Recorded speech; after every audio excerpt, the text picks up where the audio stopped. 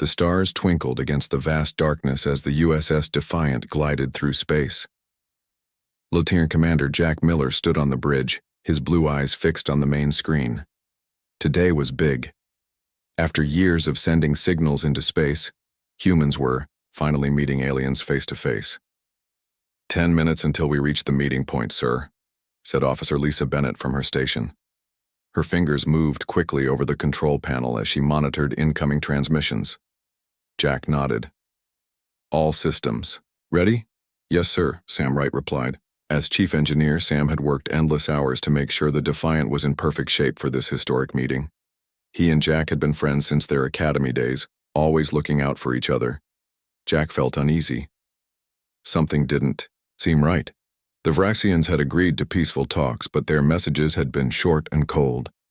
Commander, Lisa called suddenly, her voice tight. I'm picking up strange transmissions. They're using a code we haven't seen before, but based on pattern recognition. I think they're positioning ships around us. Jack's jaw tightened. Show me. The screen changed to show tiny dots moving into a circle formation around their ship. This wasn't the agreed meeting setup. Open a channel to Earth Command, Jack ordered. General Peters appeared on screen, his face serious. Report, Commander Miller. Sir, the Vraxians appear to be surrounding us. We think they're planning something hostile. The general frowned. Do you have concrete proof? We can't risk offending them based on hunches. No solid proof, sir, but then proceed with the diplomatic plan. That's an order, Commander. We've worked too hard to get this meeting. The screen went black. Jack turned to his crew, all 20 of them watching him with worried eyes. We follow orders, he said firmly. But stay alert.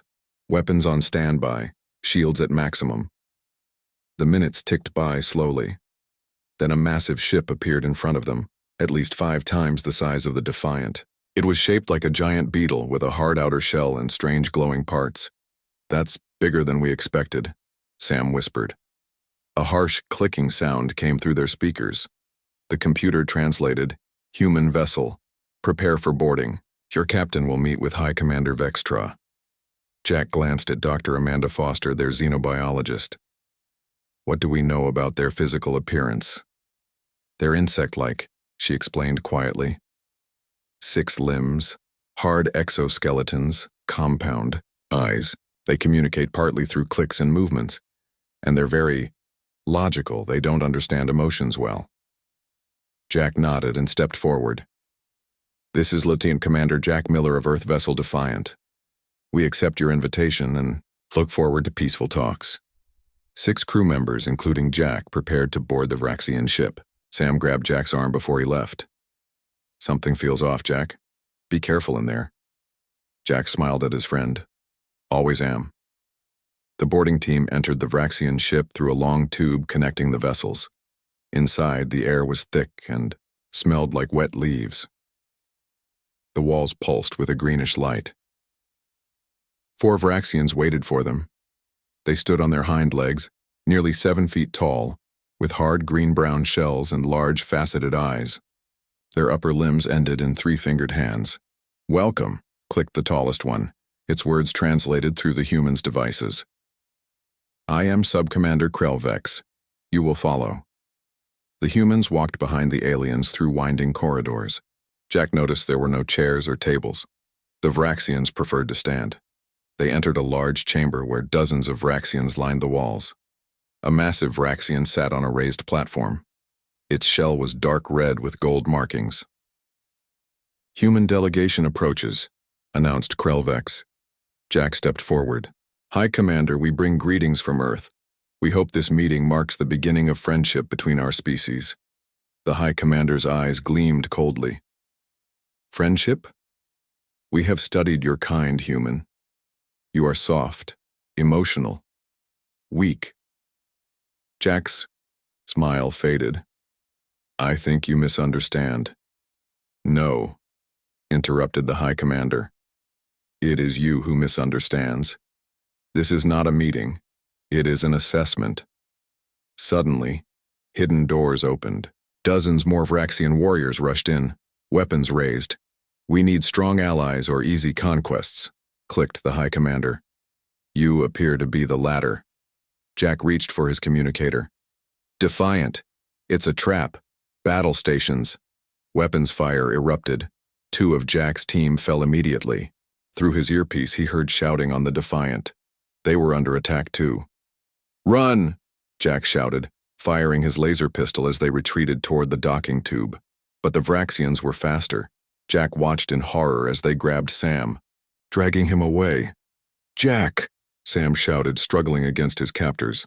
Sam! Jack lunged forward, but 3 crew members pulled him back as the ship rocked with explosions. We have to go, sir. The ship is being torn apart. The last thing Jack saw before the docking tube door closed was Sam's face, still calling his name as the Vraxians dragged him deeper into their ship. The USS Defiant limped through space, smoke pouring from its damaged hull. On the bridge, Jack Miller gripped the captain's chair so hard his knuckles turned white. His eyes were red from lack of sleep, his uniform still stained with blood from the battle. Damage report, he said, his voice rough. Engines at 40%, weapons at 30%. Life support stable, replied Officer Greg Young from his station. We lost 12 crew members, sir, 8 more injured.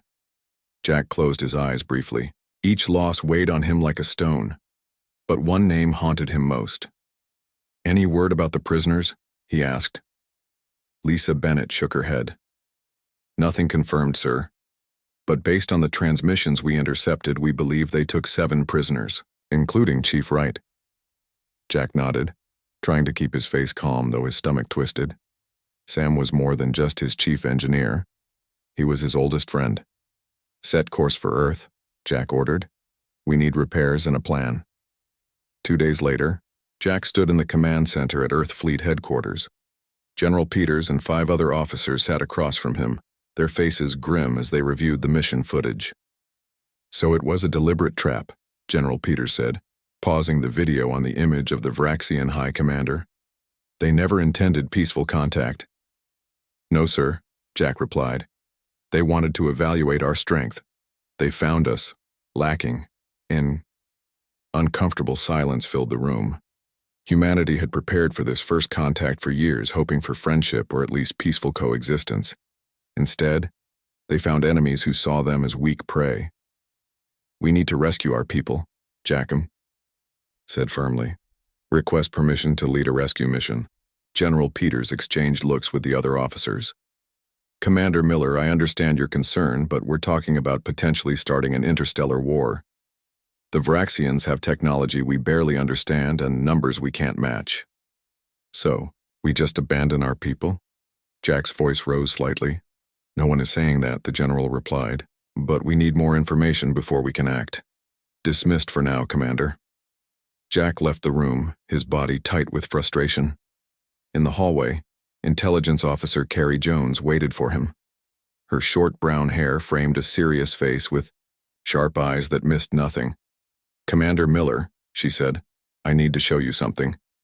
She led him to a small, secure room where screens displayed Vraxian transmissions and images. I've been analyzing everything we know about them, she explained. Their biology, psychology, social structure. There's something interesting. She pointed to a video showing Vraxians reacting to human behavior during the attack. See this? She zoomed in on a Vraxian soldier backing away from a wounded human soldier who was laughing in pain. They're disturbed by our emotional responses, especially laughter.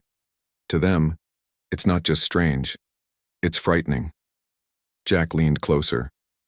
Why would laughter scare them? They're a hive species with rigid thinking patterns. Their emotions are chemical, not psychological. They don't understand humor or irony. When humans laugh in situations that should cause fear or pain, it violates their understanding of reality. It makes us unpredictable.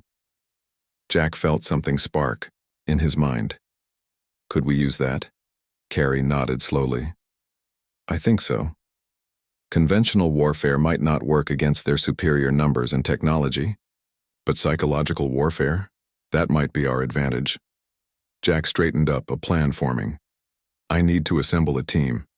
Get me Tactical Officer Ryan Collins and Dr. Foster from Xenobiology. What are you thinking, Commander? Carrie asked. Jack's eyes had a new intensity. The Vraxians think our emotions make us weak. I'm going to show them just how wrong they are. Later that night, Jack stood alone in his quarters, looking at a photo of him and Sam from their academy graduation. "I'm coming for you," he whispered. "And when I do, those bugs will learn why humans are the most dangerous species in the galaxy." He began drafting his plan, not one of brute force or conventional tactics, but something the Vraxians would never expect. A mission built around their fear of human unpredictability, with laughter as its secret weapon. The training room echoed with strange sounds.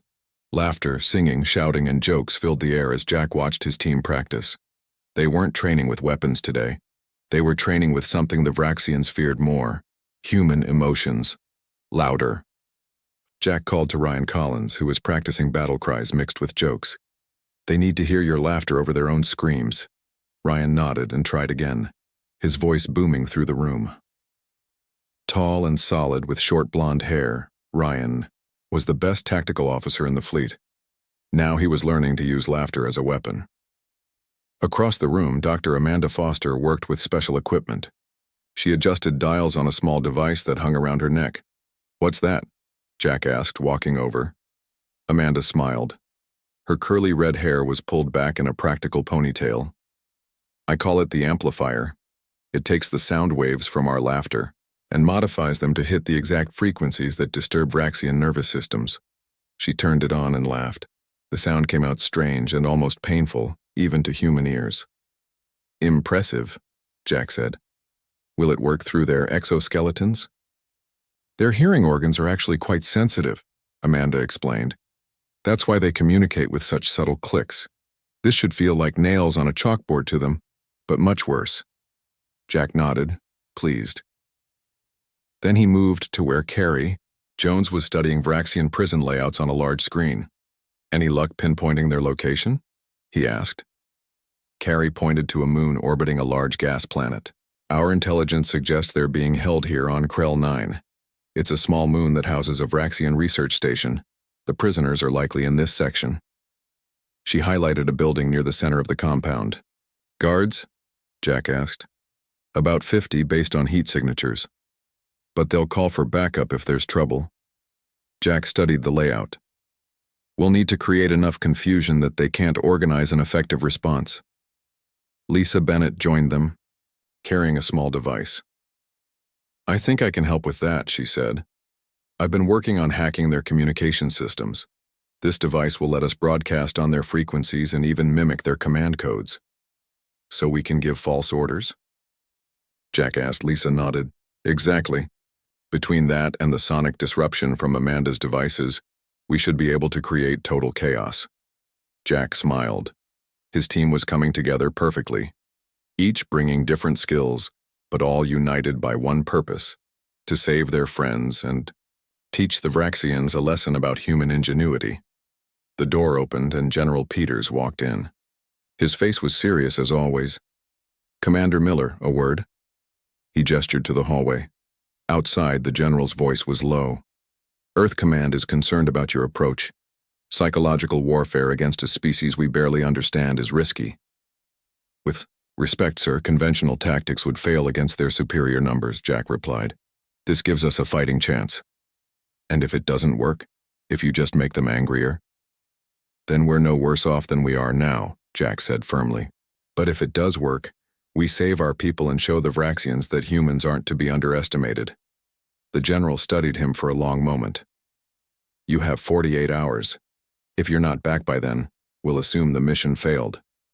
"Understood." "Sir." Back in the training room, Jack gathered his team. "We leave in 6 hours. Our mission has been approved, but with a tight deadline." "What's the plan?" Ryan asked. Jack displayed the layout of the Vraxian base. "We go in with a captured Vraxian shuttle. Lisa will jam their communications while Amanda disrupts their nervous systems with targeted sound frequencies. Ryan and I will lead the rescue teams. Carrie will coordinate from the shuttle." "And once we have our people?" Amanda asked. Jack's eyes hardened. "We make sure the Vraxians never forget what happened.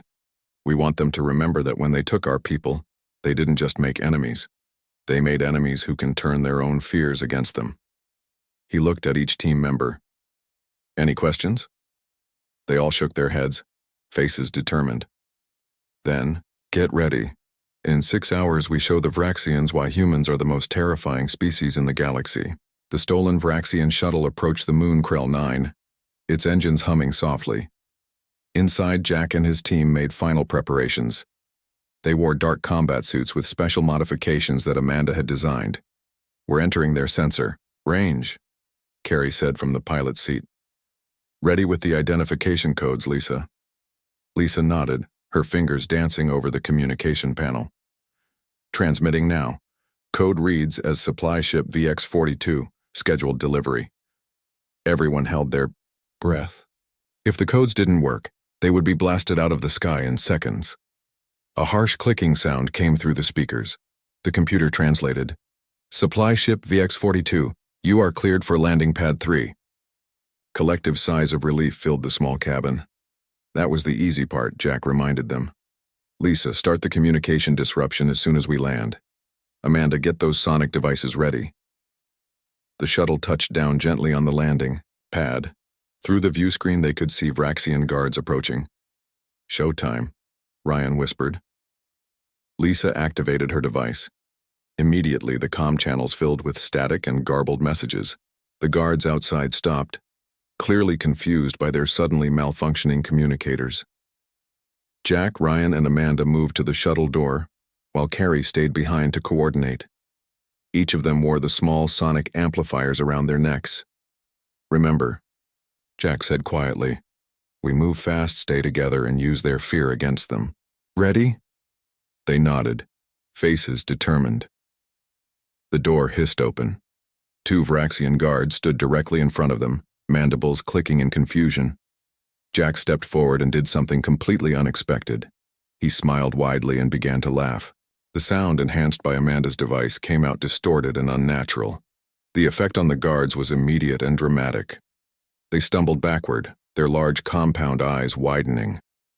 Their clicking sounds became rapid and alarmed. Ryan joined in, his deep laugh booming through the landing pad.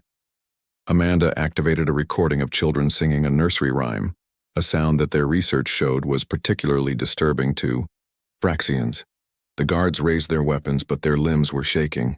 Jack took advantage of their confusion and fired a stun blast. Both guards collapsed. It works, Amanda whispered excitedly. Let's move, Jack ordered. Lisa, guide us. Through their earpieces, Lisa directed them based on the facility map they had studied. Turn left at the next junction. Prisoner area should be 2 levels down. They moved through the corridors quickly. Whenever they encountered Vraxians, they used the same tactic. Sudden bursts of laughter and human sounds, followed by stun blasts while the aliens were disoriented. This is almost too easy, Ryan said as they reached a stairwell. Don't get overconfident, Jack warned. We haven't reached the secure areas yet. They descended to the lower level. The walls here were darker, the lighting dimmer. They could hear faint sounds, some like machinery, others disturbingly like human moans. Life signs ahead, Amanda whispered, checking a small scanner. Multiple humans and Vraxians. They approached a large door with alien symbols.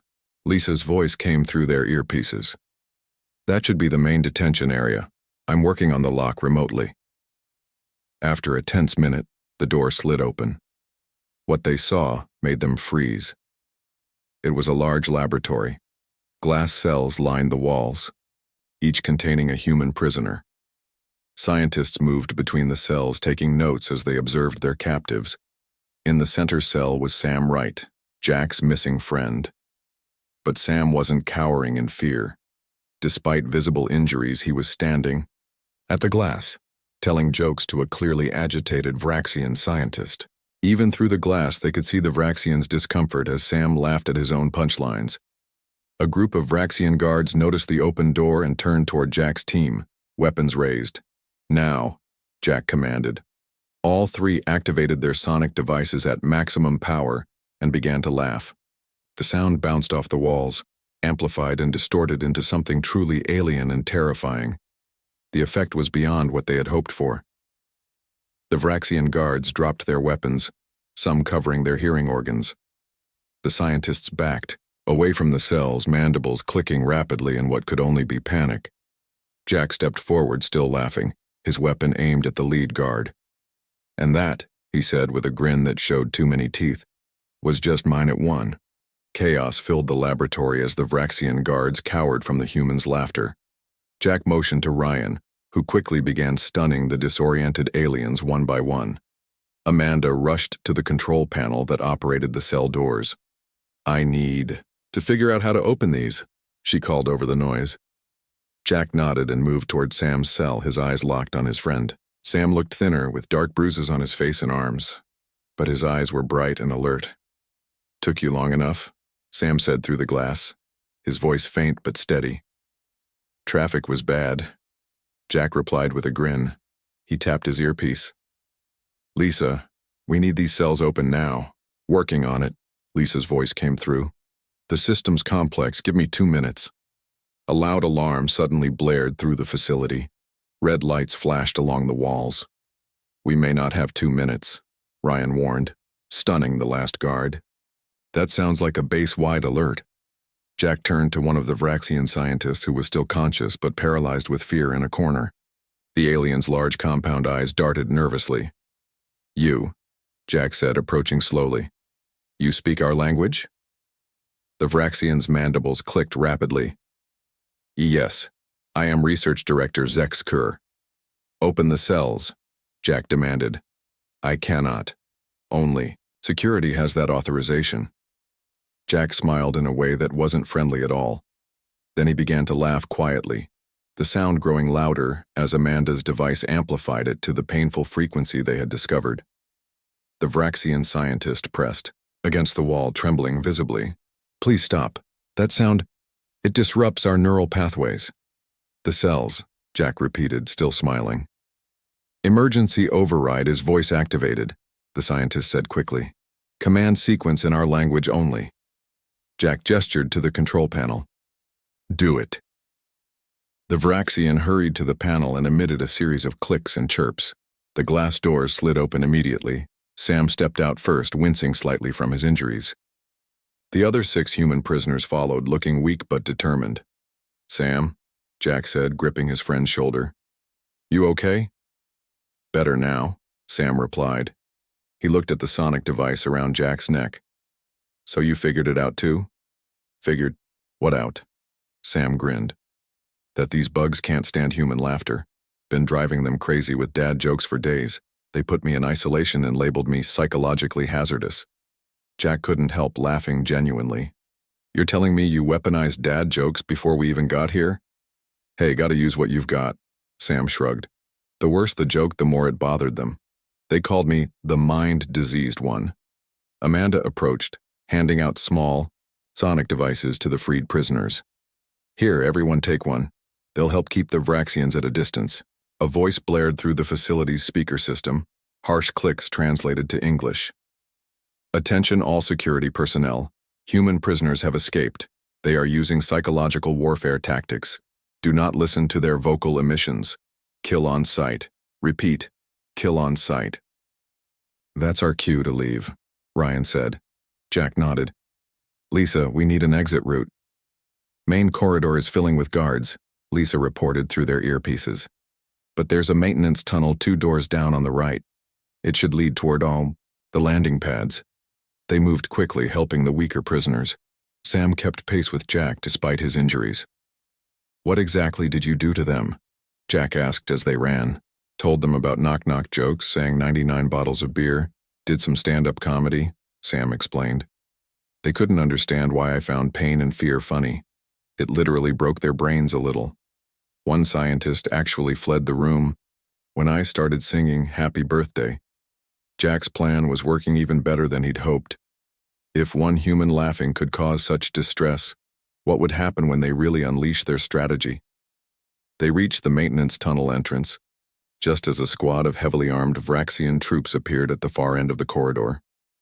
"Everyone in," Jack ordered. As the last prisoner entered the tunnel, Jack turned to face the approaching Vraxians. He activated his sonic device at maximum power.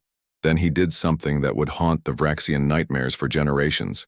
He threw back his head and laughed. Jack's laughter echoed through the corridor, amplified to painful levels by the sonic device. The Vraxian troops stopped advancing, their weapons wavering as they clicked to each other in obvious distress.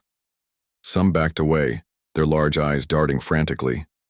"I'll hold them off," Jack called to his team. "Get moving." Ryan pulled him into the maintenance tunnel. "We stick together, I have a better idea." He took out a small device and attached it to the tunnel entrance. "Lisa modified this from Vraxian tech. It'll broadcast recorded human laughter for 10 minutes. They activated the device and sealed the tunnel door. Immediately, they heard shrieks from the other side as the recorded sounds began playing. "That should buy us time," Ryan said with a grim smile. The maintenance tunnel was narrow and dimly lit with glowing panels. The escaped prisoners moved as quickly as they could, with the stronger ones helping the weaker. "Lisa," Jack spoke into his communicator, "we need a distraction, something big." "I'm on it," Lisa replied. "I've accessed their facility-wide announcement system. Stand by."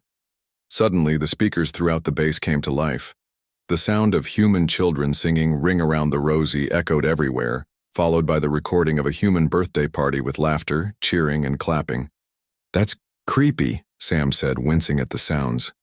"That's the point," Amanda replied. "Their psychology research shows these are the human sounds they find most disturbing." They reached a junction in the tunnels.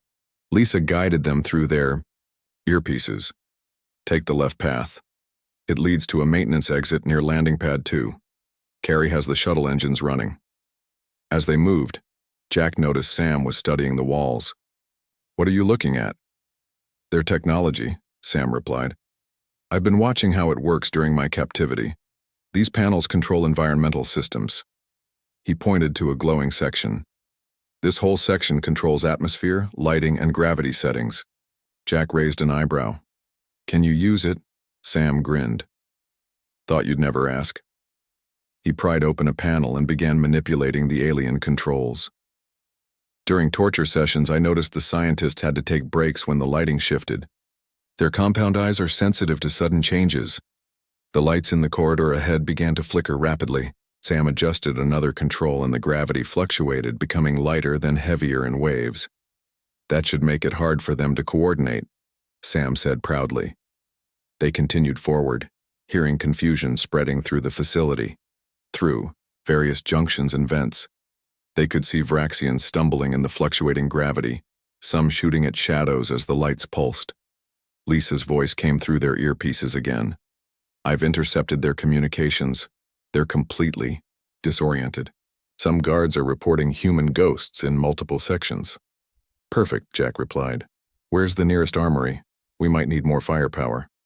"2 corridors ahead, then right," Lisa directed. "But it might be guarded." When they reached the armory entrance, 4 Vraxian guards stood outside, looking alert despite the chaos. They spotted the humans immediately and raised their weapons. Jack nodded to his team. "On 3. 1, 2, 3. All of them activated their sonic devices and began making different human sounds. Jack laughed, Ryan sang loudly, Amanda whooped and cheered, and Sam began telling the worst jokes he could think of. The guards reacted as if physically struck. They dropped their weapons, some falling to their knees while others fired wildly in panic. Ryan quickly stunned them all. "That never gets old," he said with a smile.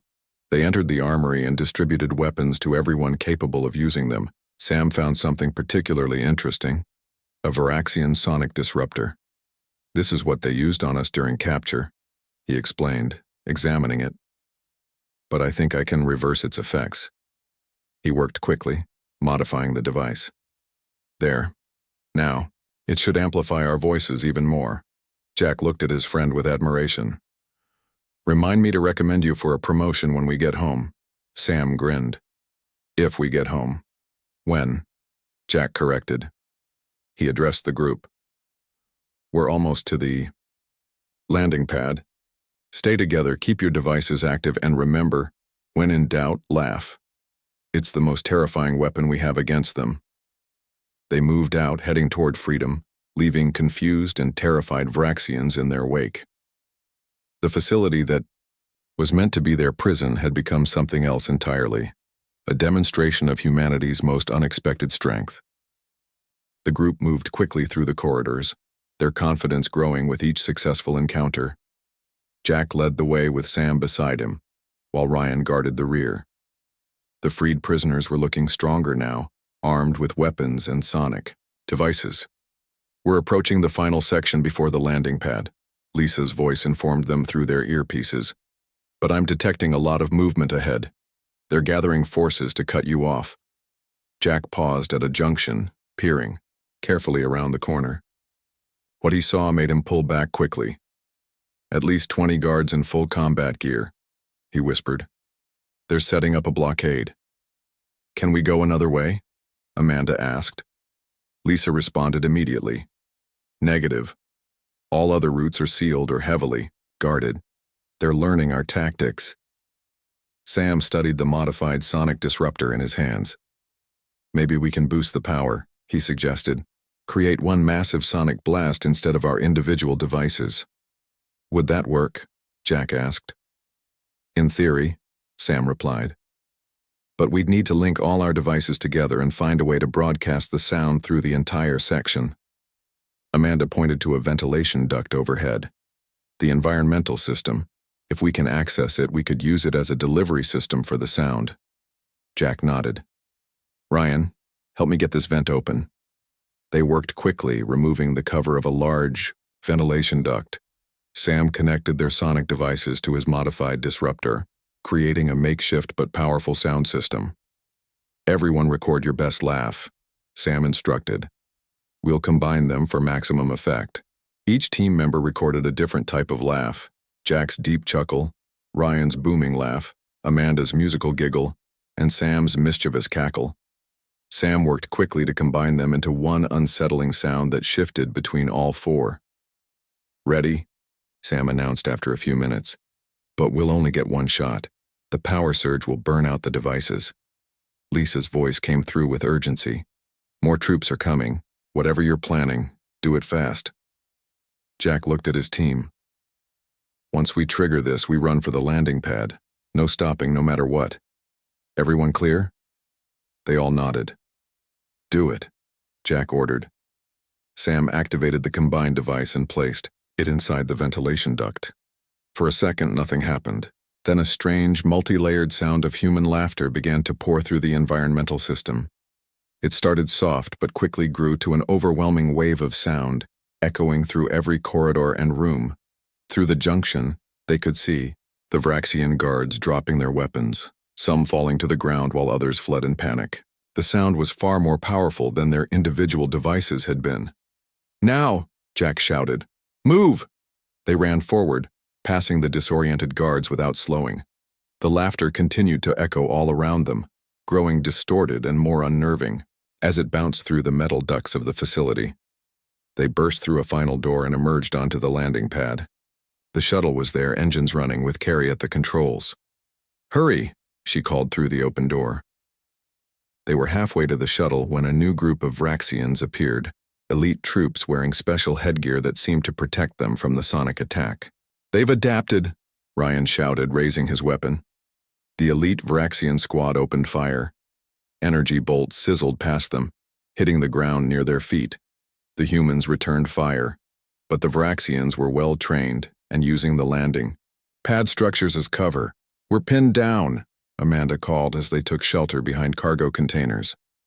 Sam looked around desperately, then spotted a control panel near the edge of the landing pad.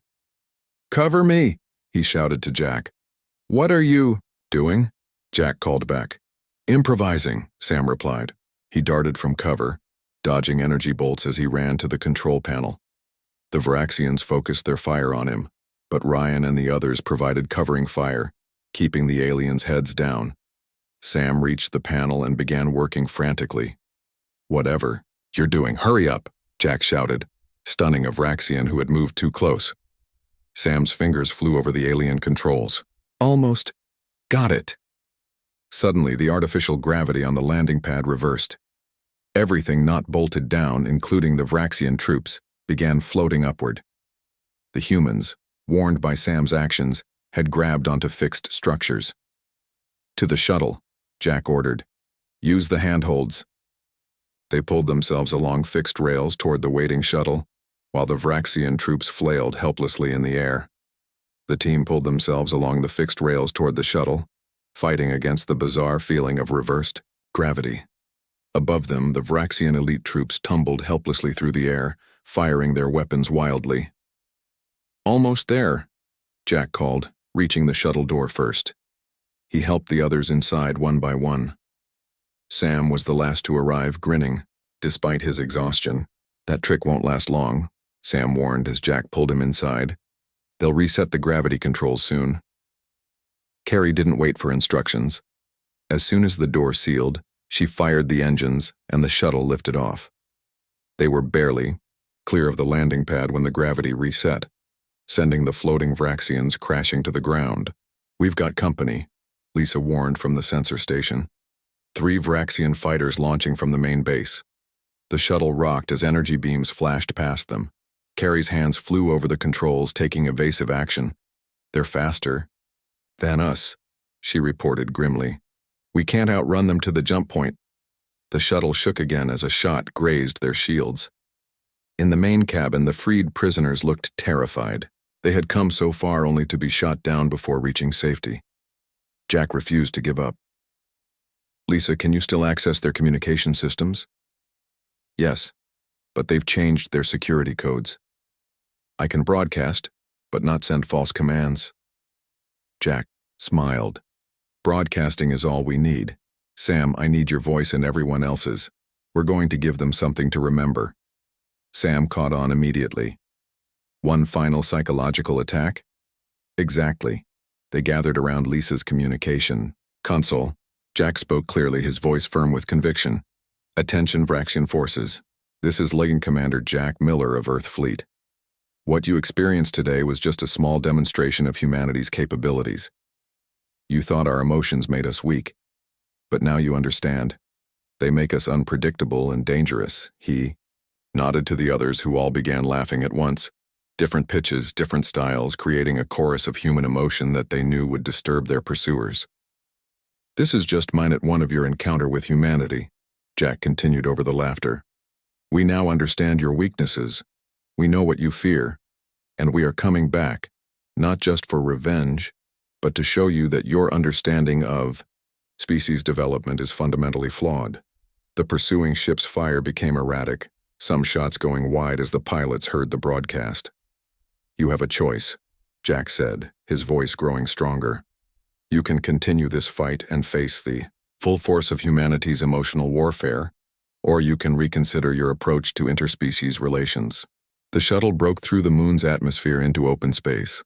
The Vraxian fighters still in pursuit, but their formation less organized now. Then something unexpected happened. A new voice responded over the communication system, deeper and more authoritative than any they had heard before. Human vessel. This is High Commander Vex Cool of the Vraxian Empire. The bridge crew exchanged shocked glances. The High Commander himself was responding. Your tactics are disturbing, the alien voice continued. Our understanding of sentient evolution did not account for species who weaponize psychological responses.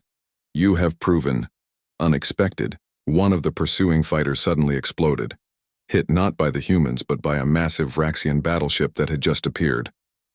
The remaining fighters will escort you to the boundary of our territory, the High Commander stated. You will leave. We will study what has happened here. Jack leaned forward. And our message to your people? There was a long pause before the High Commander replied. That humans are not to be underestimated, that emotion is not always weakness, that we have much to reconsider.